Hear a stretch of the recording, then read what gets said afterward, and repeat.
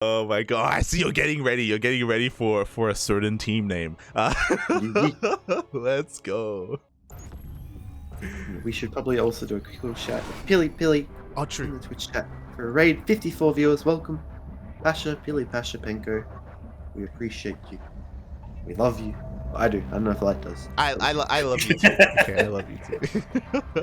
Thank you. Thank you. No, Rex. not you. Pilly. Oh. Spawning in the top right position. Data C Light. It is the Protoss player on a barcode revealing his name because that's what, you know, that doesn't make sense, but it's a tournament. You have to. It's a Korean Protoss player. It is.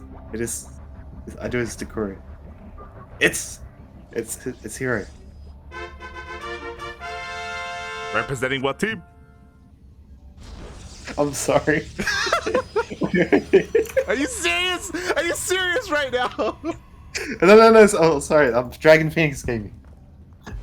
Sorry, I forgot the team. Otherwise known as DPG. DPG. That's what I wanted. It's spawning in the bottom left-hand corner of Data under the sea. We have the Taiwanese Zerg player himself, causing a little bit of an upset, taking down Special in the previous round. Can he cause another upset? Representing On Side Gaming, it is Rex.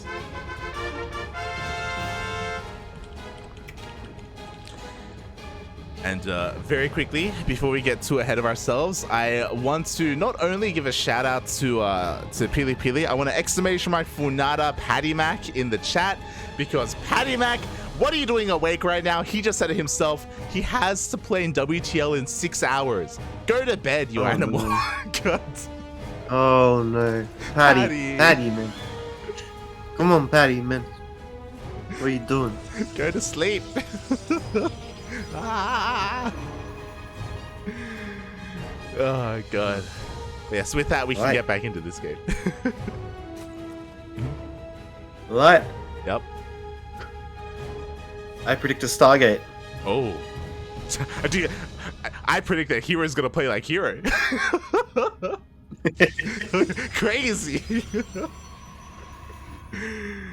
Oh god, but yeah, solid prediction there. We do have the Stargate chase, as you were saying, and yeah, I guess we should mention a little bit that quite often when we're casting Protoss players, we talk about, oh, are they gonna play the herO style? And now we have him here before us, kind of the pioneer of current like PvX meta, or PvZ and a little bit of PvT, I guess. Yeah, man. Oh, this queen. Oh, queen, you get dodged. Oof. Good shoots.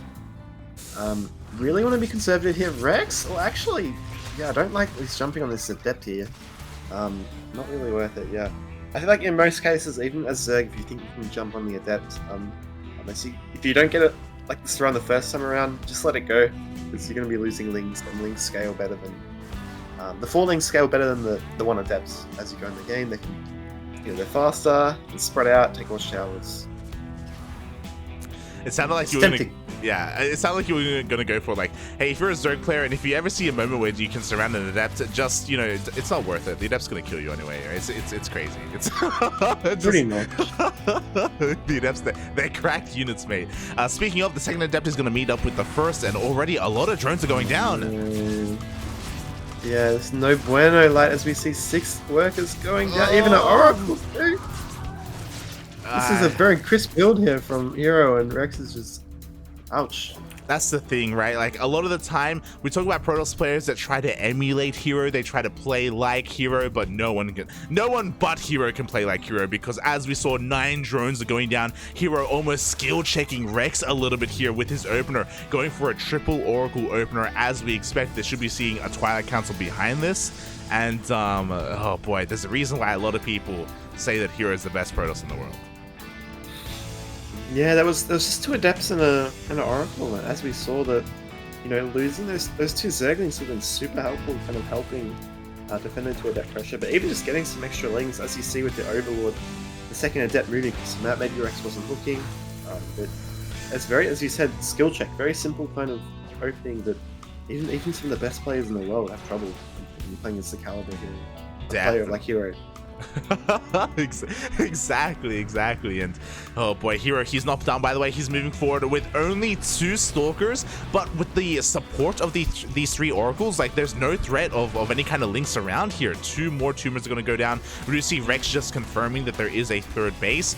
No surprise here, Forge and Twilight Council are on the way here for herO. He should be going for Blink, but we'll keep an eye on things as the triple oracle are looking for some more damage.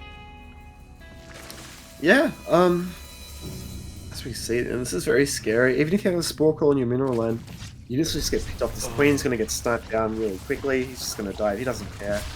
Taking damage from Oracle. Well, actually saves them. Wow. Hey, mate, this is what I mean. He saves somehow. herO's Oracle, they come with a little bit of extra shields, and he's able to keep it alive. At the same time, Rex goes for a bit of a Link counterattack, but the shield battery is done. Somehow that pylon gets saved as well. herO is going to hold on to his 3rd. Yeah, this is such a clean game here from herO. If you look at the units lost as well, it just kind of tells the tale. Let alone, like, even the little resources he has lost has been units, you know, that they scaled with their effectiveness so much more. Rex has lost drones, herO's lost harassing units. But yeah, you might even be able to DPS down this 4th base if he really wants to. And yeah, he's going to go for it, Biden. Rex having a rough start of the game so far.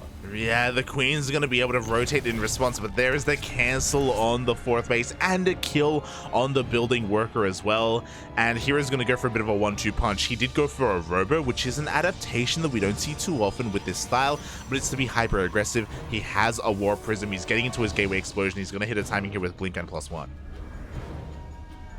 Yeah, look at the kind of sharking going with the Oracles too, but it looks like Rex, this is one of those games where even though he's got 66 workers now, you know, he could make like 30 workers now and get attacked, and we could say, oh, you drone too much, but actually it's just like the earlier you make workers, the more effective they are, and the earlier you lose workers, the bigger the damage is. So even though Rex is up in the drone count now, those workers have been mining for a lot less longer than he kind of prefers. We see herO, the Blink Stalkers kind of thrive in this kind of environment where they can just trade off and shade off units and be cost effective, so really liking herO's position.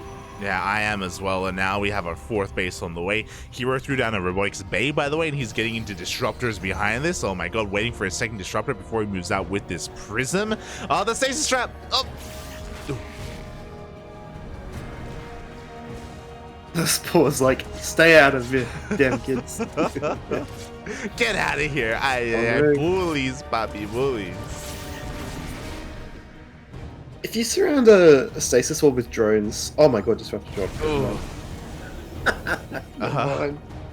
Oh my god, Rex, you poor thing.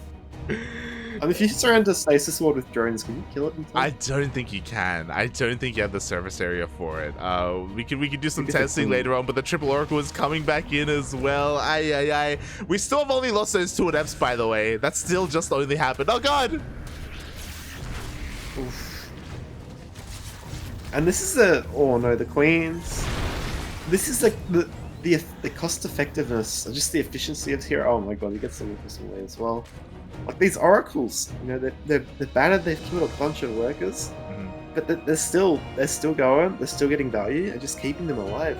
Yeah. Rex can't move across the map even if he wanted to because of the anti-air. It's something very unique to herO where his control is just almost perfect. Like his control is so amazing. He's going to be blinking forward here on top of the army as well. He has his Zealots, he has his Stalkers. He's hitting with 1/1, even +1 armor is about to finish up behind this. And Rex, what does he have to defend? He's morphing in a handful of Banelings now, but Baneling speed only just started. Yeah, as we see jumping on top of these Banes, and Rex is going to go, but there's just not enough units here. He's attacking from 3 sides, but there's not enough units. You know, on either side, and GG is called. herO with a wonderful kind of first game that really showcases his skill. Very well done indeed. herO not losing any of his high-tech units. They're only gateway units even in that final fight. Very well done by herO. Jesus. Jeepers creepers. As we say, I'm going to click on herO's lobby link. I'm going to join.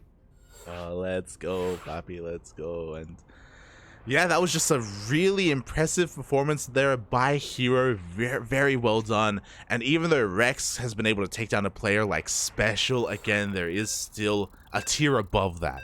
A tier where players like herO, like Maru is another good example of that. Of course, your Rainers and your Serals. But yeah, that was scary to watch. Certainly was. And Rex, yeah, hopefully he can kind of gather his thoughts, think of this as a clean slate rather than be a bit intimidated how the first game went. As we go into it is Tropical Sacrifice. Yeah. Yes, I'm so smart. Even though it was in the map, I wasn't reading it. Spawning in the bottom left position, the Korean Protoss player. It is the monster playing for DPG. It's herO. DPG. And spawning in the top right hand corner of Tropical Sacrifice, we have his opponent, the Taiwanese Zerg player himself, representing Onside Gaming. It is Rex.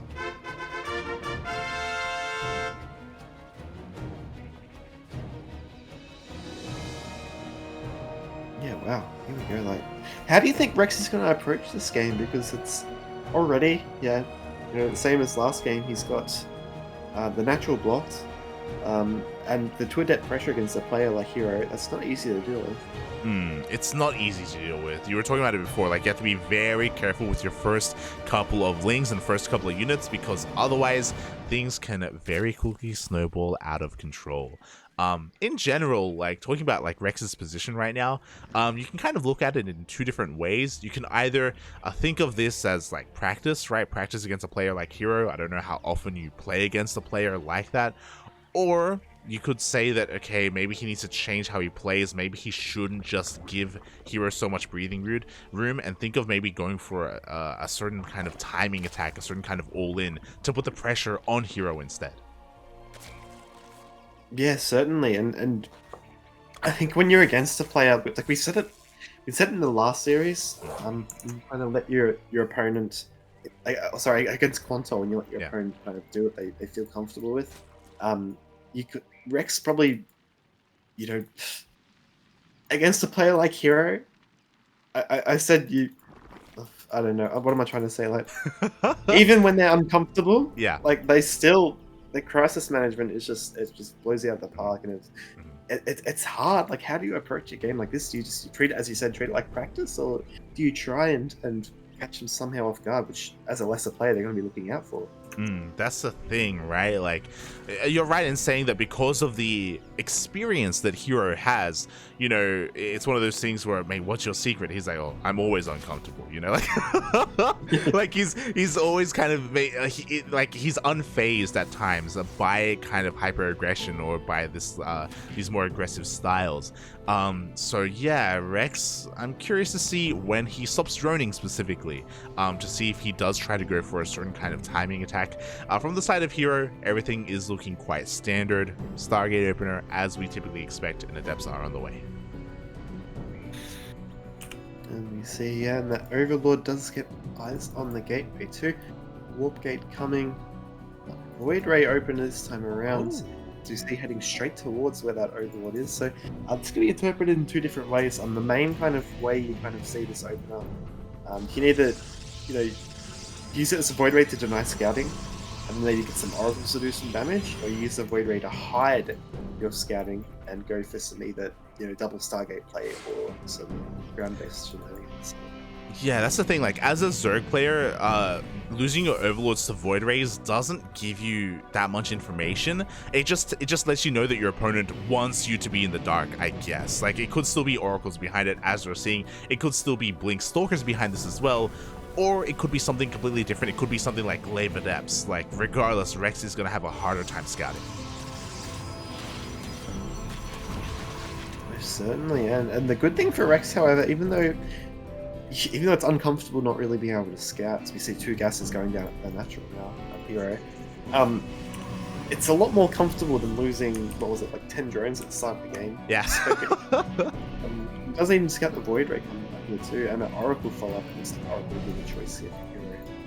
Yeah, the first Oracle is going to move across the map, but only one Oracle because we have a second Void Ray on the way. Very interesting here. Again, because of this, like, he will have at least a second Void Ray to clean up some more of these units to be able to defend that third base.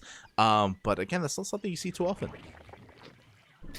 Yeah, no, as we see, pretty good crisis measure here by Rex.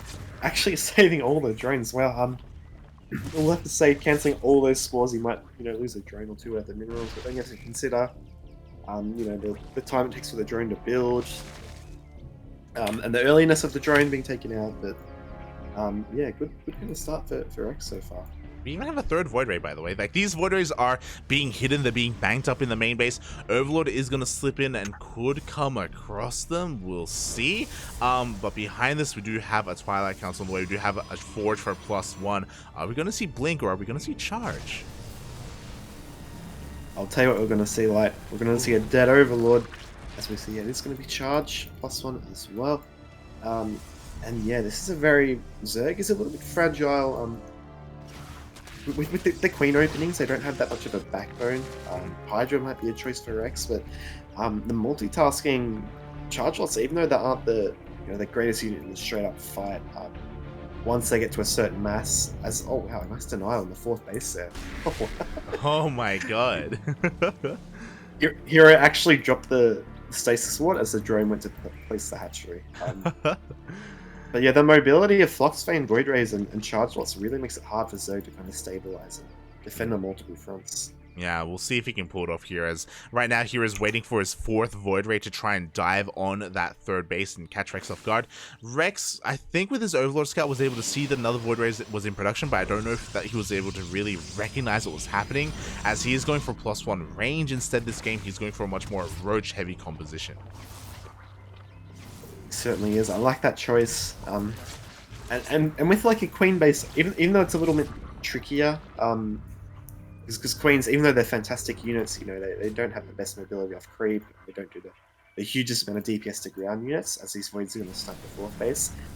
They can help you bridge into the later game and be a really effective unit. So interesting to see if Rex goes for again a ground based unit composition with this creep spread going out with the Queen walk, or if he's actually going to segue into the late game. It looks like he's going for an all-in. He's stopped at 66 drones. Unfortunately, he's not going to have a lot of larva because he's going to be flooding Lings behind this. So his production is a little bit stifled. We have Ravagers being morphed in the middle of the map as well. Very reminiscent of the Waterfall game or the previous series against Quantel. We'll see if this can work here against herO.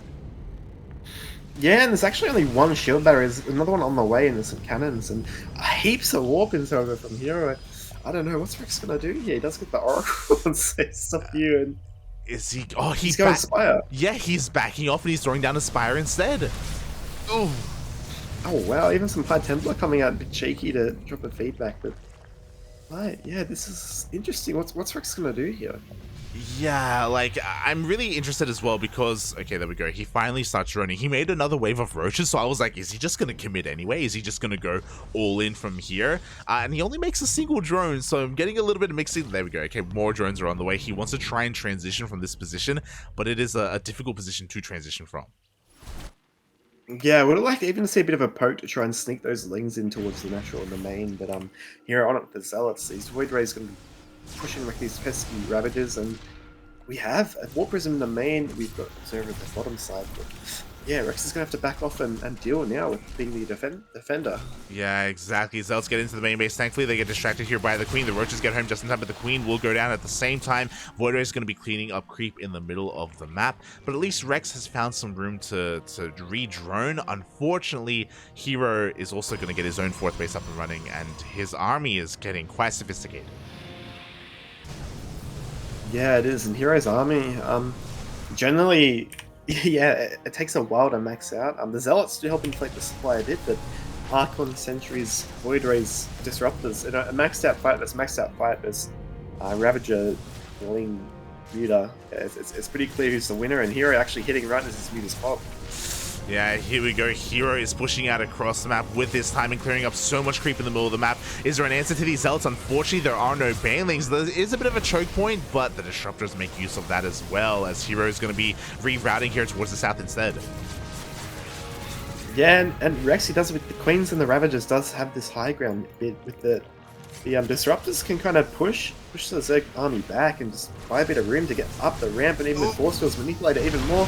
So many Queens going down, and I just don't think Rex's army is capable to deal with the firepower of heroes. Yeah, exactly. At the same time, we do have the Mutas counterattacking. Oh, the Bios get some pretty juicy connections, but the Disruptors get even juicier connections. The Archons are pushing on forward here. Even though Rex is dealing damage with his Mutas, he is losing his army. He is indeed. As we see, there's not enough Mutas to kind of come back and deal with this army, these Archons, be able to clean them up quite quickly. And Rex, Heroes just hit a very decisive timing. He's making 15 roaches and +2's about to finish, but he just can't consolidate his forces. I mean, there's so many disruptors now. The disruptor count is actually insane. He's got 8 disruptors on the front lines right now. We have a massive warp in of Stalkers in the face of Rex. The Mutas haven't turned around, by the way, but they're really struggling to deal even more damage. They have killed 18 probes, don't get me wrong, but the natural is compromised. GG is cold. This hero is going to take very strong. Was that game? That's game 2, correct? Mm-hmm. That is, he will take the series. Yes. Oh boy. GG, well played. herO will take the series 2-0. Very strong, decisive play. Rex, what I will say is that game number 2, he did look better there. You could argue that, you know, because herO wasn't relying on mass oracles and adept harass, like, Rex was allowed to drone up pretty comfortably. But unfortunately, his push did get scattered in the middle of the map, and he wasn't able to hit the timing that he wanted to. Tropical Sacrifice is a very defensive map, and as we saw, he was trying to push up into the 3rd, but there was sentries waiting on top of a very narrow choke point. He just couldn't push up the ramp. He couldn't push up any ramp. Yeah, and you have to kind of look at the game plan from Rex. You know, obviously when you go for a big kind of mid-game push like that with low tier units, you kind of you don't really want to have to be backing off while you commit, because you've already invested so many resources. We also saw a Spire being dropped, which fair, you know, all things fair, is not a bad choice. But he continued to have to make roaches, and that kind of really ate into the gas count. And even then, it didn't address the problem, and he's going to have to fight this army straight up with the Void Rays and Archons and Disruptors. He just, yeah, you need Banes or some sort of overwhelming economy to deal with that, it's Definitely.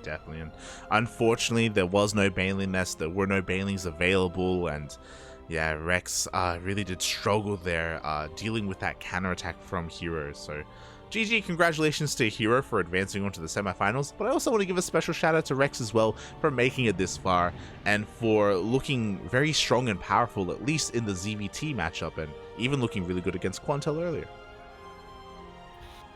100%. Yeah, good to see Rex playing. It's good to see some Zerg play. I haven't cast it very frequently lately, but against a player like herO, you can't really say much. It's just a pretty strong showing, and as you said, a class above a Korean Protoss player who will be moving on into the semifinals, I believe.